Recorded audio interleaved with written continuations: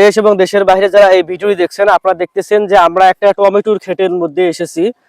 কুড়িগ্রাম জেলায় ভুরুঙ্গামারীর পাশেই, জয়মনি হাটের পাশেই এই টমেটোর ক্ষেতের মধ্যে আমরা এসেছি। আলহামদুলিল্লাহ, আমরা এসে যেটা দেখলাম যে আলহামদুলিল্লাহ এই জায়গায় পর্যাপ্ত পরিমাণে অনেক ভালো ফলন হয়েছে। ভাই, এই যে টমেটো আমার যে হাতে রয়েছে, এই টমেটো কি জাতের টমেটো? এটা লাল তীরের অর্ণব। লাল তীরের অর্ণব। যে লাল তীরের অর্ণব, কি রকম টমেটো এই জায়গায় ফলন হয়েছে?